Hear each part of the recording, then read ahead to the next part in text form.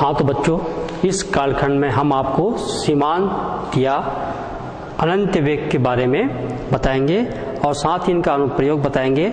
इनका अनुप्रयोग आप लोग दैनिक जीवन में बहुत सारे जानते हो। क्या क्या देखें हम कि जब कोई व्यक्ति पैराशूट से नीचे उतरता है तो पैराशूट किस प्रकार से स्लो आती है। उसी प्रकार हम देखें कि वर्षा के जल होता है, वर्षा के जल हमको ऐसा लगता है कि आकाश में तैर रही होती है। ठीक है, तो ये सभी एग्जाम्पल एप्लीकेशंस है, ये सभी सीमांत या अनंत वेग का है। तो चलिए पहले हम समझते हैं सीमांत या अनंत वेग क्या होता है। ठीक, तो हम जानते हैं कि जब कोई भी वस्तु किसी तरल में गिरती है तो वस्तु का जो परत होता है वह पहले वाला जो परत होता है वह विराम अवस्था में आ जाता है, लेकिन जो अन्य जो परत होती है वो गति अवस्था में आ जाती है। परिणाम स्वरूप उनके परतों के मध्य में गति विरोधी बल कार्य करने लगता है, जिसे हम क्या बोलते हैं, श्यान बल कहते हैं। और इस श्यान बल के कारण उनका वेग क्या जाता है, कम हो जाता है। और श्यान बल कहाँ लगती है, उसके ऊपर की दिशा में लगता है। ठीक है, तो अपन देखते हैं कि जब कोई गोलाकार वस्तु होता है किसी द्रव में गिरती है तो इन पर कौन कौन सा बल कार्य करता है। तो 3 प्रकार के बल लगता है। मान लेते हैं इस प्रकार से, ये कोई गोलाकार वस्तु है। जब गोलाकार वस्तु इस प्रकार से किसी तरल में, ठीक है, तरल पे गिरती है तो इन पर 3 बल कार्य करता है। पहला गुरुत्व बल या वस्तु का जो भार होता है वो कार्य करता है और वो ऊर्ध्वाधर नीचे की ओर कार्य करता है। 2 बल इस पर गति विरोधी बल श्यान बल लगता है और यह श्यान बल होता है, वो इस वस्तु के ऊर्ध्वाधर ऊपर की ओर कार्य करता है। साथ ही इस पर द्रव का उत्प्लावन बल भी लगता है।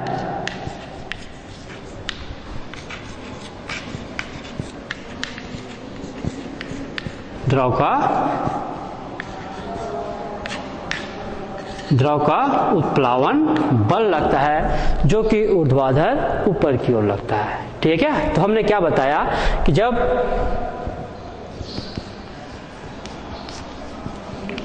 कोई वस्तु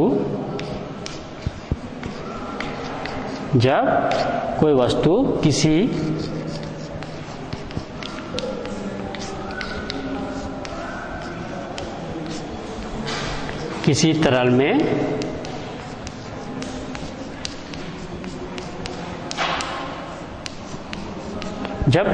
किसी तरल में गिरती है तो वस्तु पर निम्न बल कार्य करता है।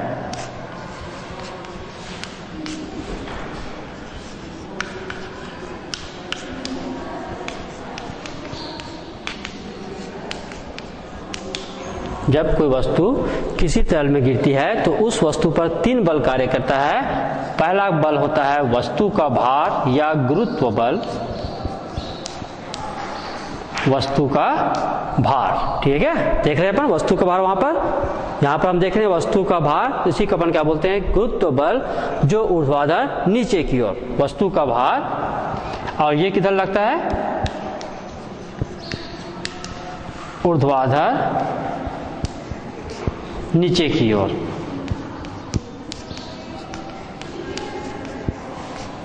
पहला जो बल लगता है वह वस्तु का भार होता है जो ऊर्ध्वाधर नीचे की ओर कार्य करता है। दूसरा श्यान बल, दूसरा बल लगता है इस पर श्यान बल, ऊर्ध्वाधर ऊपर की ओर।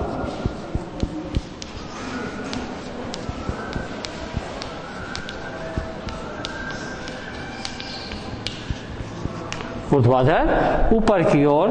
और तीसरा बल लगता है वो होता है द्रव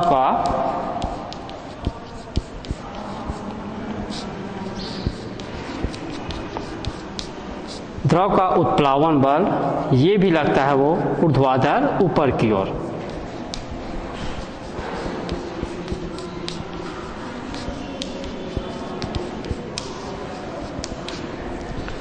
ठीक है ना। तो जब कोई भी वस्तु होती है किसी द्रव में गिरती है तो उस पर 3 बल कार्य करता है। पहला, वस्तु का स्वयं का भार जो नीचे की ओर कार्य करेगा। दूसरा, उस पर लगने वाला गति विरोधी बल जिसे बोलते हैं श्यान बल, ऊर्ध्वाधर ऊपर की ओर कार्य करेगा। और तीसरा बल होता है वो द्रव का उत्प्लावन बल, ये भी ऊर्ध्वाधर ऊपर की ओर। तो जब कोई वस्तु गिरती है तो प्रारंभ में उसका वेग बहुत अधिक होता है। उनका वेग अधिक होने के कारण उस पर लगने वाले बल का मान भी अधिक होता है। ठीक है। तो और एक स्थिति ऐसे आती है कि लगने वाले बल का मान, क्योंकि ये गति विरोधी बल बोलता है, ऊपर की ओर लगाता है, अतः एक स्थिति ऐसी आती है कि लगने वाले जो श्यान बल का मान होता है वो, और जो द्रव का उत्प्लावन बल और वस्तु का भार, इन सभी का नेट बल का मान 0 हो जाती है। तो उस स्थिति में ये जो वस्तु होती है अब एक नियत वेग से गिरने लगती है। जो प्रारंभ उसका वेग अधिक था वो कुछ देर बाद देखते हैं कि गति विरोधी बल लगने के कारण इस पर जो नेट बल होता है 0 हो जाता है, जिसके कारण वस्तु होती है तरल में एक नियत वेग से गिरने लगती है। और इस नियत वेग को ही इस वस्तु का या उस वस्तु का तरल में क्या बोला जाता है, सीमांत या अनंत्य वेग। अर्थात परिभाषा होगा, जब कोई वस्तु किसी श्यान द्रव में गिरती है तो प्रारंभ में अंत वेग किसको बोलेंगे, जब कोई वस्तु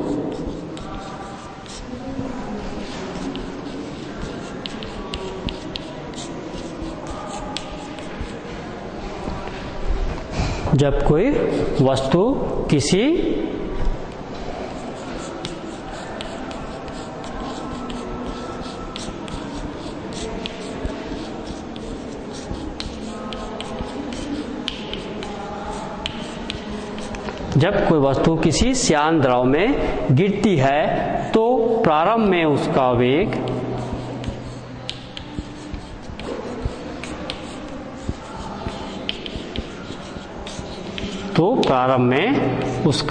वेग अधिक होता है या प्रारंभ में उसका वेग बढ़ते जाता है, किंतु कुछ समय पश्चात वह नियत वेग से गिरने लगती है, जिससे उसका प्रारंभ में उसका वेग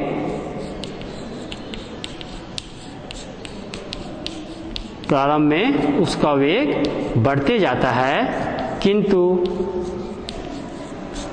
कुछ समय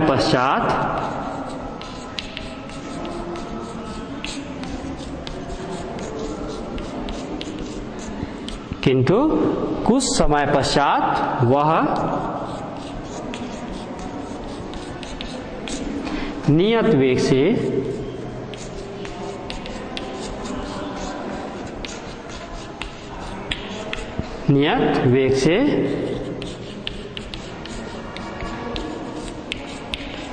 गिरने लगती है। इसी नियत वेग को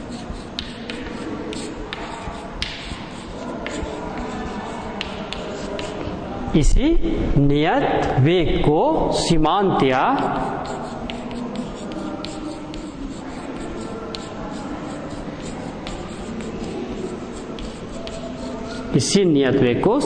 या अनंत्य वेग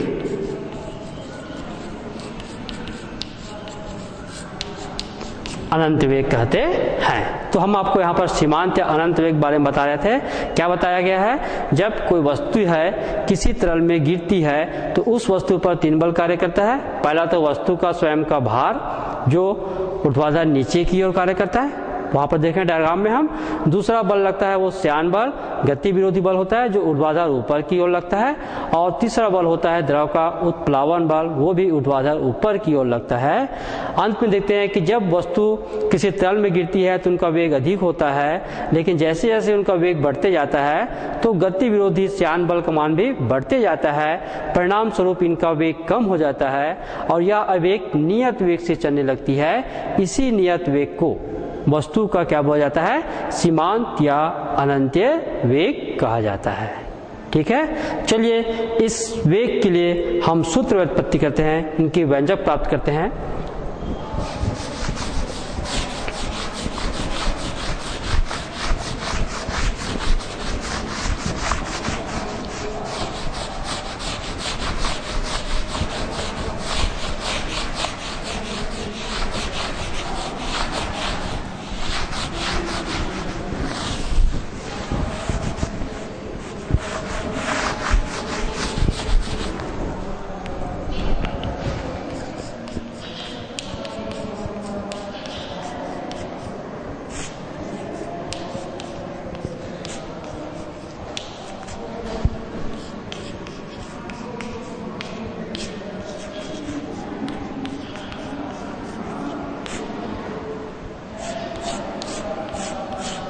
सीमांत वेग के लिए व्यंजक प्राप्त करते हैं। मान लेते हैं, माना कोई गोलाकार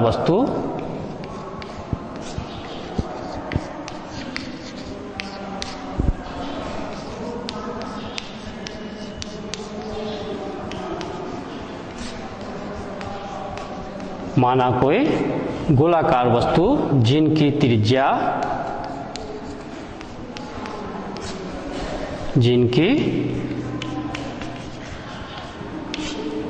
त्रिज्या a,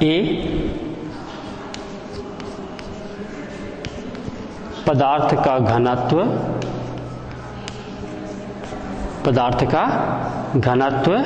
d, कोई गोलाकार वस्तु है जिनकी त्रिज्या को a माने, पदार्थ का घनत्व d माने, तरल का श्यानता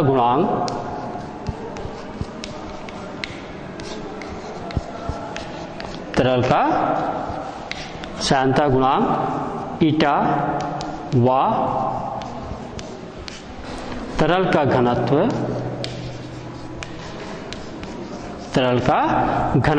मान लेते हैं सिग्मा। यहाँ पर देखिए पदार्थ का घनत्व अलग माना गया है, d माना गया है, और जो द्रव है उसका घनत्व अलग लिए हैं। ठीक है, तरल का घनत्व सिग्मा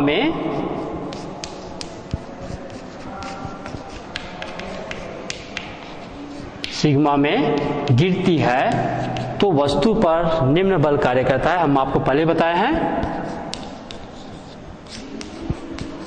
तो वस्तु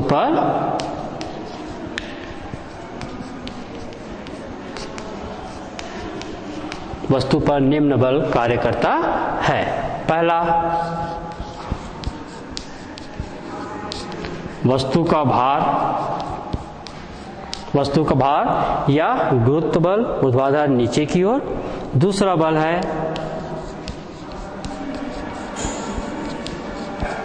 श्यान बल F ऊर्ध्वाधर ऊपर की ओर। और तीसरा है द्रव का उत्प्लावन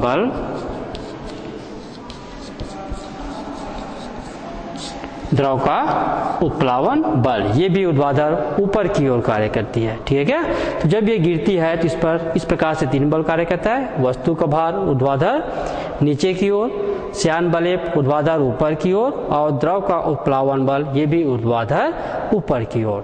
तो द्रव का भार, चलिए द्रव का भार निकालते हैं।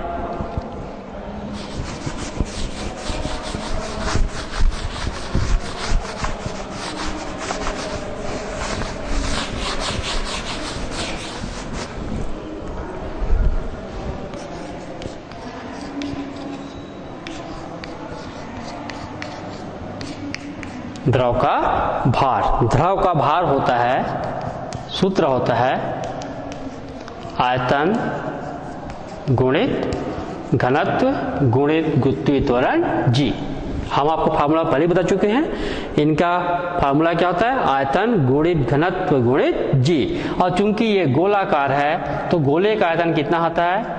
4/3 फाई और त्रिज्या का घात 3। त्रिज्या हम कितना माने? a, तो 4πa/3। और चूंकि इसके पदार्थ का घनत्व हम कितना माने? d/g। तो ये है द्रव का भार। द्रव का भार निकल आया। चलिए इक्वेशन 1 मान लेते हैं। अब अपन द्रव का उत्प्लावन बल ज्ञात करते हैं। तो द्रव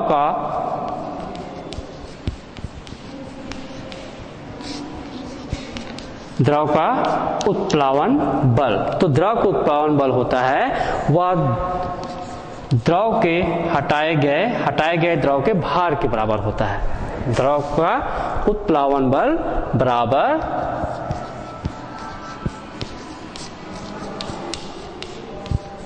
हटाए गए द्रव का भार। और हटाए गए द्रव का भार कितना आ जाएगा? ये भी सेम, इसके भी सूत्र वही होगा।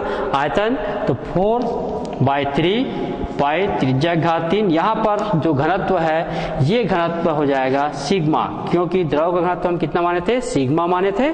और पदार्थ घनत्व d माने थे, इस कारण d चेंज हो जाएगा, ये हो जाएगा सिग्मा इंटू गुरुत्वीय त्वरण g।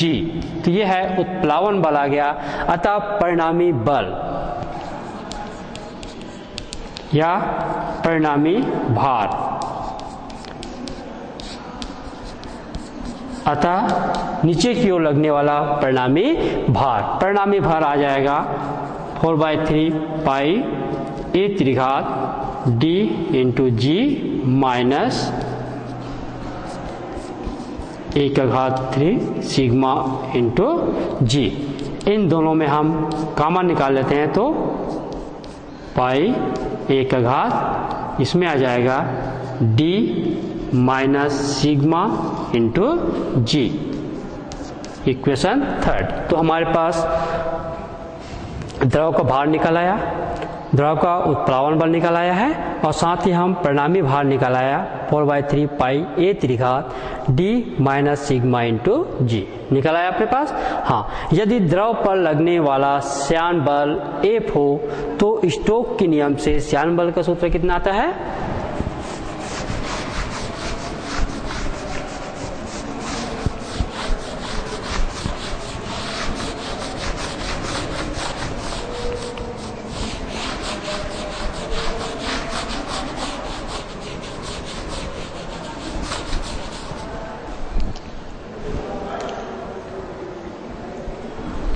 यदि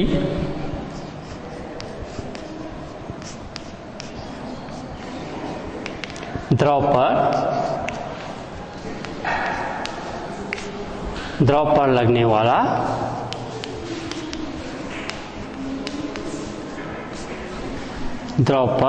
लगने वाला श्यान बल F हो तो, द्रव पर लगने वाला श्यान बल F हो तो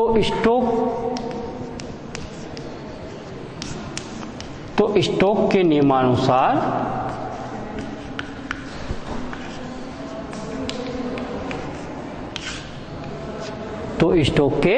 नियमानुसार लगने वाला श्यान बल F equal to 6 pi eta a into v।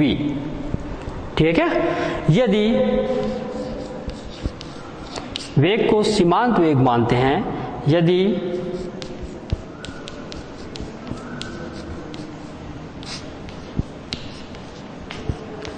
सीमांत वेग v हो तो, यदि यहां पर वेग को हम क्या मानते हैं? सीमांत वेग मानते हैं। तो यदि सीमांत वेग v हो तो लगने वाला श्यान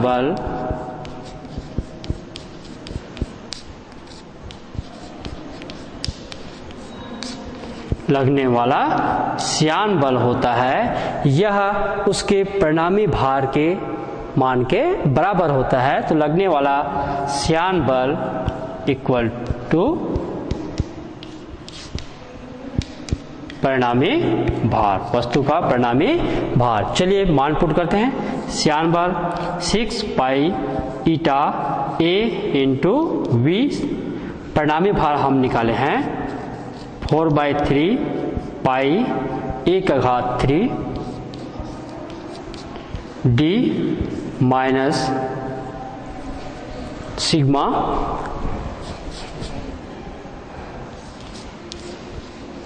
इंटू जी। तो इससे हमारा सीमांत वेग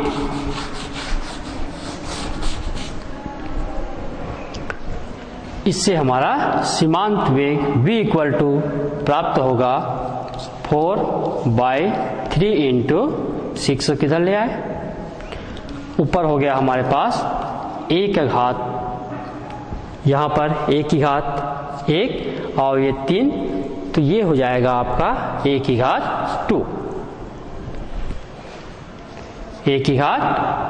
और pi cancel, 1/2 d minus sigma into g upon eta, या सीमांत वेग v इक्वल टू आ गया 2 से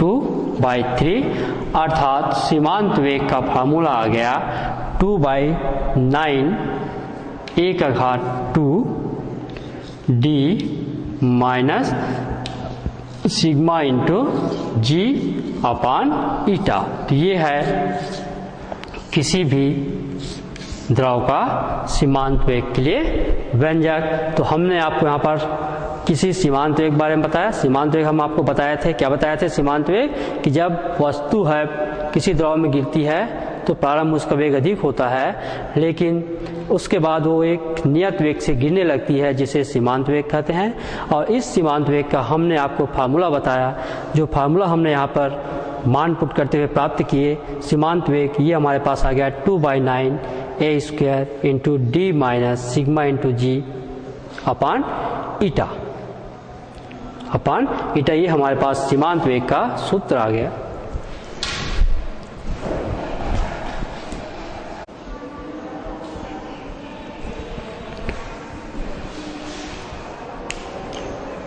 हाँ, तो हमने यहाँ पर सीमांत वेग v प्राप्त कर लिए।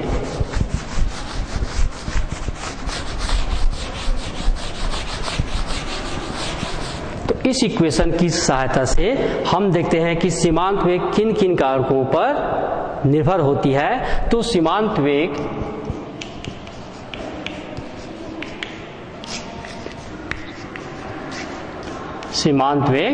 v होता है। सबसे पहले हम देखते हैं कि त्रिज्या के वर्ग के समानुपाती होता है। पहला क्या होता है? त्रिज्या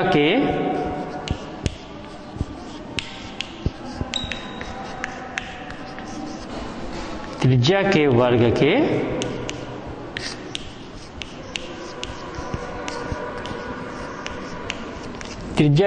के समानुपाती होता है। इसका मतलब जिस भी नली की त्रिज्या अधिक होगी उनका वेग अधिक होगा, और त्रिज्या कम होने पर उस वस्तु का सीमांत वेग भी क्या हो जाएगा?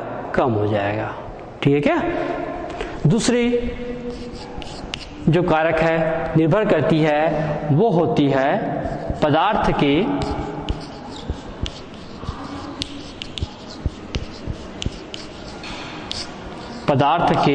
घनत्व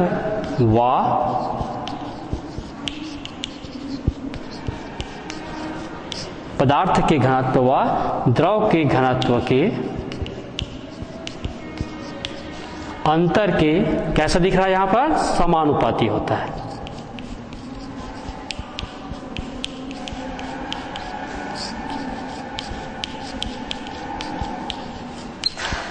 दूसरी निर्भरता है इनका, देख रहे हैं अपन कि जो सीमांत वेग होता है वह द्रव के घनत्व, पदार्थ के घनत्व और द्रव के घनत्व के अंतर के समानुपाती होता है। और तीसरा जो कारक है निर्भर करती है वह है द्रव के श्यानता गुणांक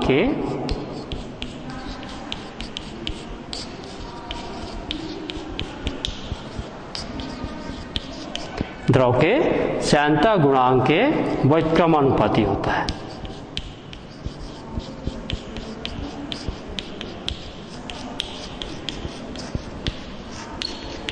इस प्रकार से हम देख रहे हैं कि जो सीमांत वेग है वह तीन कारकों पर निर्भर करता है। पहला त्रिज्या पर, तो किसी भी जो गोलाकार वस्तु रहेगा उनकी त्रिज्या के वर्ग के समानुपाती होता है। दूसरा होता है पदार्थ की घनत्व और द्रव के घनत्व के अंतर के भी समानुपाती होता है। और तीसरा जो कारक इनको प्रभावित करता है वह होता है श्यानता गुणांक। तो किसी तरल की श्यानता गुणांक के वह व्युत्क्रमानुपाती होगा। तो इनके आधार पर हम इनका एप्लीकेशन देखते हैं, जिनमें देखते हैं पहला अपन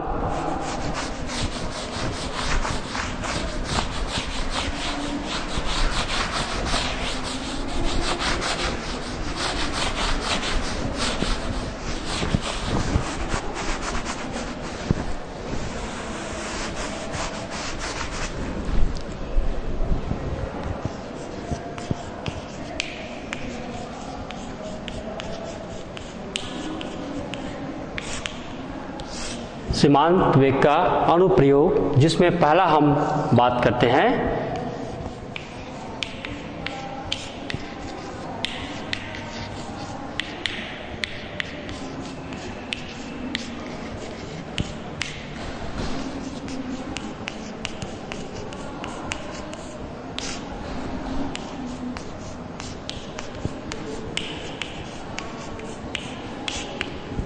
पहला हम देखते हैं कि जो वर्षा की बूंद होती है, बारिश होती है, हमको ऐसा दिखाई देता है कि वह आसमान में तैर रही होती है। तो इनका कारण क्या है? तो इनका कारण होता क्या है कि वर्षा के बूंदें होती है, उनकी त्रिज्या बहुत कम होती है। वर्षा के बूंदों की त्रिज्या कैसी होती है? इस प्रकार से वर्षा बूंद होती है वो, इनकी त्रिज्या कैसी होती है? बहुत कम होती है। तो हम आपको अभी बताया है कि इसका सीमांत वेग होता है वो त्रिज्या पर निर्भर करता है। तो त्रिज्या कम होने के कारण इनका सीमांत वेग भी कैसा होगा? कम होगा। परंतु ये अपने भार के कारण नीचे गिरती है। तो जैसे ही अपने भार के कारण ये नीचे गिरती है तो इस पर विपरीत दिशा में एक श्यान बल लगता है। श्यान बल लगने के कारण, श्यान बल लगती है, गतिविधि बल श्यान बल लगता है, तो श्यान बल के कारण इनका वेग कम हो जाता है और अंत में ये एक नियत वेग से गिरने लगती है, जिसे क्या बोलते हैं? इनका सीमांत वेग कहते हैं। और त्रिज्या कम होने के कारण इनका सीमांत वेग भी कम होता है। अतः हमको ऐसा प्रतीत होता है कि वर्षा का बूंद है वो आसमान पर तैर रही होती है। ठीक है ना? दूसरा इसका अनुप्रयोग अपन देखते हैं।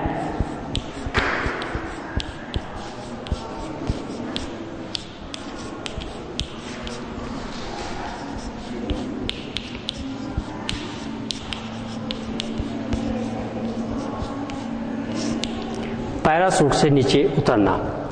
जब व्यक्ति ऊपर हवाई जहाज से पैराशूट की सहायता से नीचे गिरती है या नीचे कूदते हैं तो हम देखते हैं कि प्रारंभ में उनका वेग बहुत अधिक होता है, लेकिन जैसे ही गिरती है तो इस पर ऊपर की ओर एक श्यान बल लगता है। श्यान बल लगने के कारण इसमें क्या उत्पन्न हो जाती है? सीमांत वेग उत्पन्न हो जाती है। और सीमांत वेग उत्पन्न होने के कारण ही कोई व्यक्ति होता है वो पैराशूट से धीरे धीरे नियत वेग से जमीन पर आ जाती है। ठीक है? तो आज के इस अध्याय में हम आपको सीमांत या अनंत वेग के बारे में बताया, जिनमें हम आपको बताया सीमांत वेग कि जब कोई वस्तु होता है किसी तरल में नीचे की ओर गिरती है, नीचे की ओर जैसे गिरती है तो उस पर तीन बल कार्य करता है। वस्तु की भार कार्य करता है, उस पर एक गतिविरोधी श्यान बल लगता है और दूसरा द्रव का उत्प्लावन बल लगता है। तो इन तीनों बल के कारण वह प्रारंभ में अधिक वेग से गिरती है, किंतु कुछ क्षण बाद में इनका वेग कम हो जाता है, जिसे हम नियत या अनंत वेग कहते हैं। साथ ही हम आपको इनके सूत्र उत्पत्ति के यहाँ पर इस सीमांत वेग के लिए सूत्र प्राप्त किए और हमने आपको सीमांत वेग का अनुप्रयोग बताया कि किस प्रकार से आसमान में वर्षा के बूंदे वो हमको तैरते हुए प्रतीत होता है। साथ ही किस प्रकार से कोई व्यक्ति होता है वो पैराशूट में नीचे की ओर उतरता है। आगे की जो बातें हैं वो हम अगले कालखंड में बातें करेंगे, उसका अध्ययन करेंगे। तब तक के लिए धन्यवाद।